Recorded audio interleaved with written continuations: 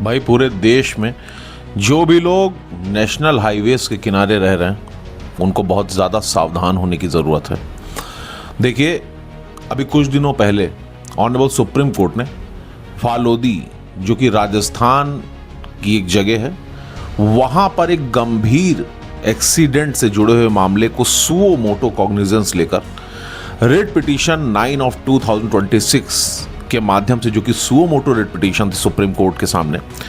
उसके माध्यम से पूरे देश के जो भी राष्ट्रीय राजमार्ग हैं उनके किनारे जो भी लोग अनऑथराइज तरीके से रह रहे हैं, होटल चला रहे हैं, ढाबे चला रहे हैं, कॉमर्शियल एक्टिविटीज़ कर रहे हैं, या गलत तरीके से किसी कृषि भूमि पर मकान बना करके या अपना कोई होटल बना करके संचालित कर रहे हैं, या कोई फ्लैट बना करके या किराए की दुकानें बना करके उसका उपयोग कर रहे हैं, या अनऑथराइज पार्किंग वगैरह में उसका यूज़ कर रहे हैं, ढाबा बना करके, रेडी पटरी लगा करके, या कोई दुकान वकान खोल करके उसका उस लैंड के असल यूज से भिन्न कोई उसका उपयोग कर रहे हैं,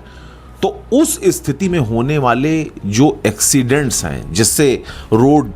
पतली हो जाती है, नेशनल हाईवे सकरा हो जाता है,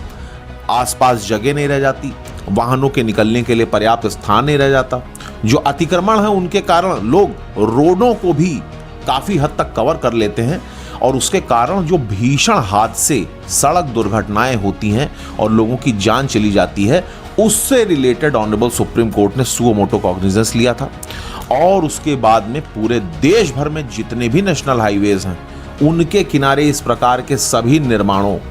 को ध्वस्त किए जाने से संबंधित स्ट्रिक्ट आदेश पारित किए थे। 13 अप्रैल 2026 को ऑनरेबल सुप्रीम कोर्ट द्वारा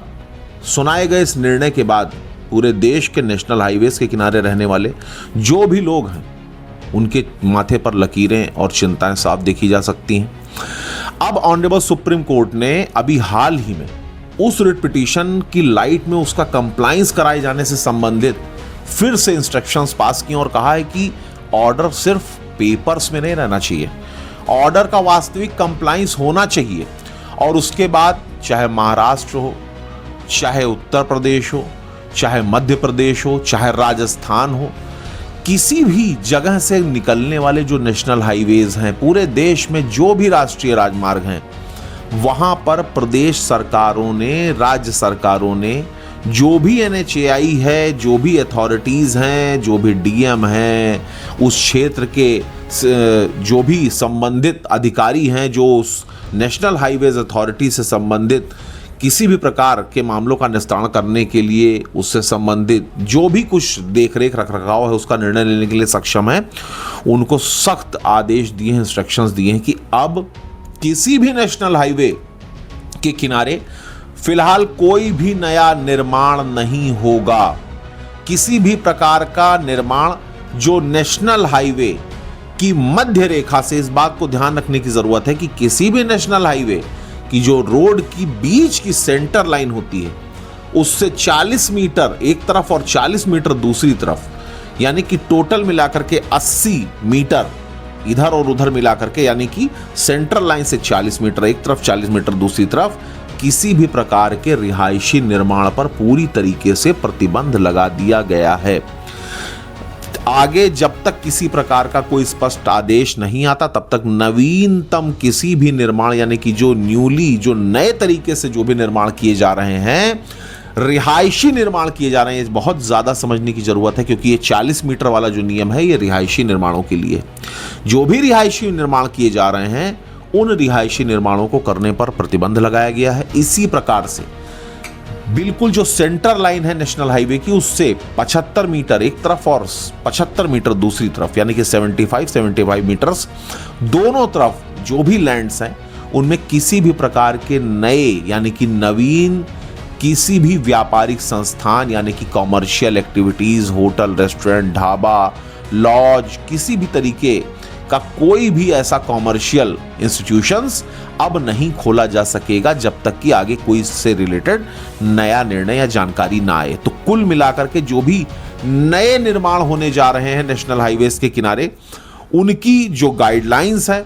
उनको निर्धारित करते हुए ऑनरेबल सुप्रीम कोर्ट ने सभी राज्य सरकारों को ये स्ट्रिक्ट एक्शन लेने से संबंधित इंस्ट्रक्शंस दिए हैं कि ये जो ऑर्डर है ऑनरेबल सुप्रीम कोर्ट का, ये केवल पेपराइज नहीं होना चाहिए, यानी कि केवल कागजों में नहीं रहना चाहिए कि ऑर्डर दे दिया और कागजों में रह गया, बल्कि इसका स्पेसिफिक कंप्लायंस कराया जाए। और फिलहाल अग्रिम जो भी कुछ स्थितियां सामने आएंगी, तब तक के लिए पूरे देश में जो भी नेशनल हाईवेज हैं उनमें ये जो निर्धारित सीमा है, इसके इधर और उधर दोनों तरफ किसी भी प्रकार के आवासीय या कॉमर्शियल किसी भी नवीनतम निर्माण को पूरी तरीके से रोक दिया जाए। पुराने निर्माणों के ध्वस्तीकरण से संबंधित, यानी कि जो भी नेशनल हाईवेज हैं उसके किनारे जो भी होटल, ढाबे, रेस्टोरेंट वगैरह चल रहे हैं, उसके ध्वस्तीकरण से रिलेटेड, उसको डिमोलिश करने से रिलेटेड भी ऑर्डर सुप्रीम कोर्ट के द्वारा 13 अप्रैल के अपने उस निर्णय में दिए गए थे। लेकिन अभी जुलाई 2026 में और इधर अगस्त में जो भी नए इंस्ट्रक्शंस, नए ऑर्डर्स आए हैं, उसके हिसाब से जो भी लोग जिनके पुराने किसी प्रकार के घर या ढाबे या होटल या किसी प्रकार का पेट्रोल पंप वगैरह चल रहा है, उनको में किन लोगों को सावधान रहने की जरूरत है, यानी कि किन के निर्माणों को ध्वस्त किया जाएगा और किन के निर्माण सुरक्षित रहेंगे, इससे रिलेटेड वीडियो मैं नेक्स्ट अपने वीडियो में जरूर लेकर के आऊंगा। इससे रिलेटेड इंफॉर्मेशन अपने नेक्स्ट वीडियो में आपको जरूर बताऊंगा, क्योंकि ये जो वीडियो है काफी ज्यादा लंबा हो जाएगा अगर मैं आपको सारी चीज डिटेल में बताने लगा। तो वो जो लोग हैं जिनके पहले से निर्माण है किसी भी तरीके के, चाहे वो रेजिडेंशियल हो चाहे कॉमर्शियल, वो कौन से लोग हैं जिनके निर्माण सुरक्षित रहेंगे और वो कौन से लोग हैं जिनके निर्माण ढहा दिए जाएंगे, गिरा दिए जाएंगे, डिमोलिश कर दिए जाएंगे, उससे रिलेटेड इंफॉर्मेशन मैं अपने नेक्स्ट वीडियो में आपको जरूर दूंगा। फिलहाल इस वीडियो के माध्यम से आप सिर्फ इतना जानिए कि अगर आपका किसी भी प्रकार का कोई खेत, प्लॉट, मकान, दुकान कुछ भी नेशनल हाईवे के किनारे है, तो आप उसके पैरामीटर्स को चेक कर लीजिए। और अगर आप कुछ भी नया निर्माण करने जा रहे हैं तो फिलहाल रुक जाइए, क्योंकि अभी अगर आप उस निर्धारित पैरामीटर के उस सीमा के अंदर 75 मीटर और 75 मीटर की सीमा के अंदर आते हैं तो फिलहाल आपके लिए खतरे की घंटी है। धन्यवाद।